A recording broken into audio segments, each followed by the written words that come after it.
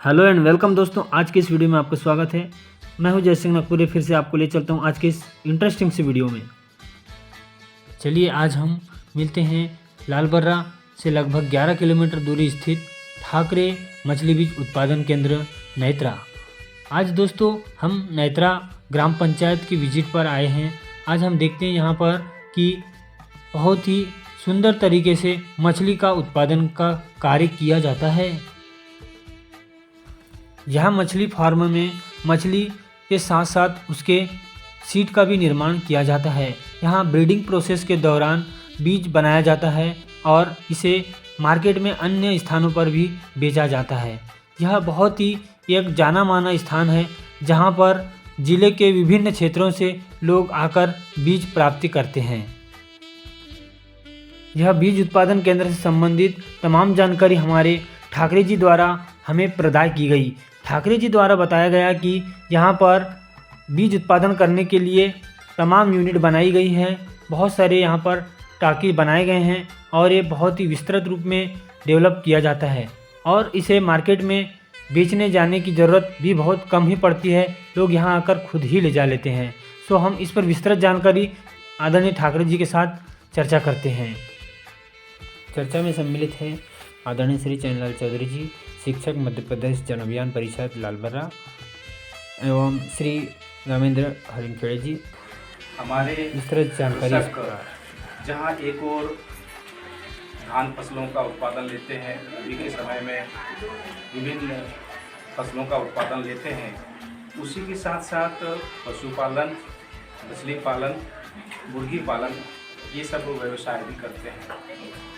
हमारे विकासखंड लालबर्रा में एक ऐसे कृषक हैं जो खेती बाड़ी का तो कार्य करते रहते हैं, साथ ही साथ मछली पालन और मुर्गी पालन का भी व्यवसाय है और इसके साथ पाइप फैक्ट्री का भी कार्य है। और आप हैं इस कार्यक्रम के संचालक ओम प्रकाश ठाकरे जी, तो हम इनसे चर्चा करते हैं। ठाकरे जी, आपका इस कार्यक्रम में सबसे पहले तो स्वागत है। ठाकरे जी, आप ये बताइए कि जो आप ये जो कार्य कर रहे हैं, यहाँ पर हमने अभी देखे कि काफ़ी क्षेत्र में यहाँ पर मछली पालन का काम चालू है आपका और मुर्गी फार्म भी है, यहाँ पर पाइप फैक्ट्री भी है। तो ये लगभग कितने क्षेत्र में है? भैया ये तो पूरा 65 एकड़ का प्लाट है, जिसमें मुर्गी फार्म भी है, खेती भी है, मछली का भी काम है और सीड उत्पादन भी करते हैं मछली का जी, और पाइप फैक्ट्री जी। तो ये मछली पालन का जो कार्य है लगभग कितनी 40 एकड़। अच्छा, 40 एकड़ में ये कितने टाँके हैं? ये भी 30 टाइप। जैसे कि अभी आपने बताया कि यहाँ पर बीज उत्पादन भी होता है मछली का, तो ये हेचरी आपकी स्वयं की है जी जी। तो यहाँ से आप अन्य दूसरे लोगों को भी बीज देते होंगे? जी, जिस पान में फ्राई भी और उससे बड़ा हो गया तो सुंदर, उसके बाद बड़ी मछली। अच्छा, कौन कौन सी मछलियों का पालन करते हैं? रोहू, कतला, मृगल, अमन का, इसकी ब्रीडिंग कराते हैं जी। और बाकी नेचुरल मछलियाँ हैं जो देसी वाली अपने आप तैयार हो जाती है, गुंडा, मंगोरी जी, सिंगन, ये नदी नालों से ही अपने पास आ जाती है तालाब में जी। और कुछ मछलियों का बीज हमको कलकत्ता से मंगाना पड़ता है जी। कौन सी? जिसमें रूपचंदा है, पंगेसियस और कुछ स्पेशल मछलियाँ ये भी, जैसे रोहू, कतला, मृगल, कतला जब अपने पास ख़त्म हो जाता है फिर भी बच्चे की डिमांड होती है तो फिंगर बच्चा बाहर से ले आते जी। कामनकार, ग्रासकार, सिल्वरकार। अच्छा, ये बीज बेचने का भी काम आपका है और जो बड़ी हो जाती है वो भी उसको भी आप बेचते हैं? उसको भी देते हैं। तो उसका बाजार आपको कहाँ मिल जाता है? ये लोकल भी लोग लेके आते हैं, यहाँ से लेके चले जाते हैं जी। आजू बाजू गाँव वाले तो ऐसी ताज़ी मछली, जिंदी मछली मिलती है करके दिन भर यहाँ आते हैं। और बड़े व्यापारी भी आते बड़े हैं? व्यापारी भी आते हैं, वो सुबह 2 बजे तक लेके चले जाते हैं। पास वाले मार्केट वाले 2 बजे तक जाते हैं, कुछ लोग को तो सुबह ही देना पड़ता है जो पिकअप में भर के ले जाते हैं, टाका बना के, तिरपाल लगा के, वो दूर 50-60 किलोमीटर, 100 किलोमीटर दूर ले जाके मार्केट, फिर वहाँ चिल्लर व्यापारियों को सेल कर देते हैं जी। अच्छा, ये जो व्यवसाय आपका मछली पालन का, तो ये लगभग कितने वर्ष पुराना है? भैया 1988 से चालू है मछली पालने का काम और 1999 से बीज उत्पादन का काम शुरू करें, जो हेचरी है 2 और एक ब्रीडिंग पूल है।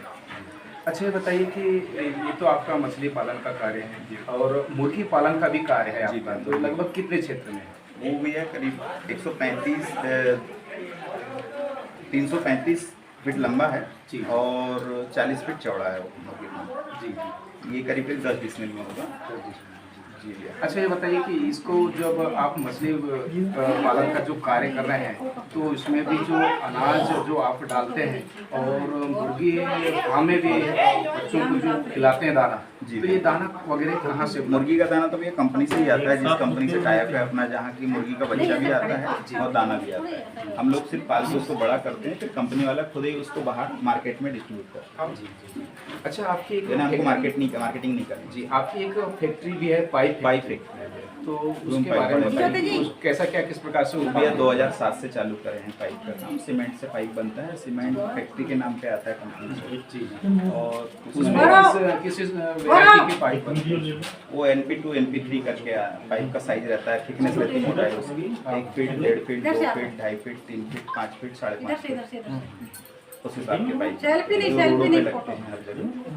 अच्छा, ये बताइए कि जो ठंड का अभी मौसम चल रहा है और ऐसे समय में मुर्गी पालना और एक मछली पालना काफ़ी दुर्भर होता है, इसमें काफ़ी सावधानियां रखना पड़ता है। जी भैया, ठंड में लाइट से गर्मी की प्रॉपर व्यवस्था करनी पड़ती है जी, और लाइट से हो जाता है। आजकल हीटर जलाना नहीं पड़ता है, वहाँ लाइट से बल्ब की गर्मी से पर्याप्त व्यवस्था हो जाती है। और यदि जब ज़्यादा गर्मी रहती है तब उसके लिए एग्जॉस्ट फैन लगे हुए हैं, ऑटोमेटिक वाला काम है, यानी दाना डालने अंदर किसी को नहीं जाना है, दाना ड्रम हापर में डलेगा, पाइप से 350 फीट तक की अपने आप। और पानी भी वैसे मछली पालन में भी कुछ ठंडियों भैया में ठंड में प्रॉब्लम आती है। ठंड में मछली खाना पीना छोड़ देती है जी, और ठंड में 10 डिग्री से कम तापमान होता है तब ज़्यादा दिक्कत जाती है। अपने यहाँ तो पाला नहीं पड़ता है जी, अपने एटमॉस्फेयर उनके अनुकूल है।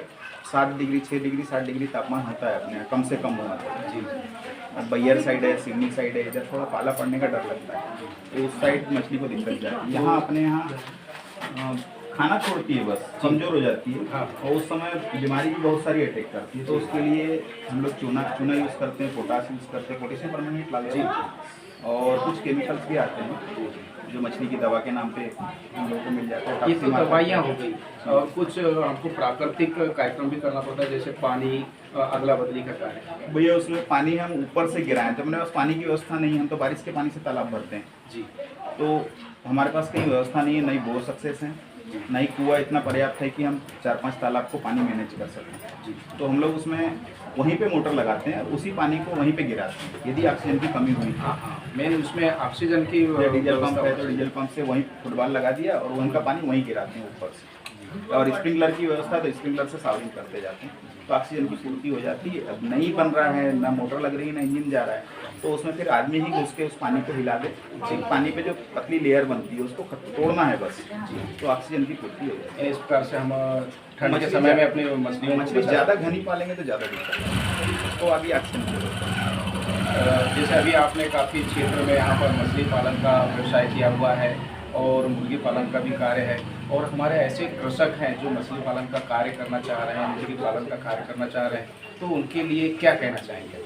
भैया सभी लोग मछली का काम कर सकते हैं। यदि 5 से 10 एकड़ खेती है तो 1 एकड़ में तालाब बनाइए, मछली पालिए। उससे आपकी जो खेती में पानी की कमी होती है, कभी बारिश कम होती है, तब ये पानी खेती के भी काम आ जाता है। आपकी 9 एकड़ खेती को बचा लेगा। यदि 10 एकड़ खेत है आपका, 1 एकड़ का पानी आप 10 एकड़ में 2 बार सिंचाई कर सकते हैं आराम से, और बारिश आएगी तो फिर बन जाएगा। आजकल तो सब जगह नहरों की व्यवस्था भी है। आपके पास कुआं या बोर है तो आप उससे उस टैंक को हमेशा भर के रखिए, ये पानी के काम आते जाएगा। और ऊपर से दूसरी व्यवस्था ये कि उस पानी में आप मछली भी पाल सकते हैं। साल भर में आप खेती से, यानी 3 एकड़ की खेती के बराबर 1 एकड़ का तालाब आपको मछली से उत्पादन, यानी इतना पैसा मिल जाएगा। तो निश्चित ही हमारे किसान बंधु आपकी बातचीतों को सुने होंगे और छोटे छोटे अपने तालाब बना करके अपनी एक बड़ी आजीविका उसमें कर सकते हैं और अपना व्यवसाय को आगे बढ़ा सकते हैं। आप इतनी अच्छी जानकारी दी, आपका बहुत बहुत धन्यवाद।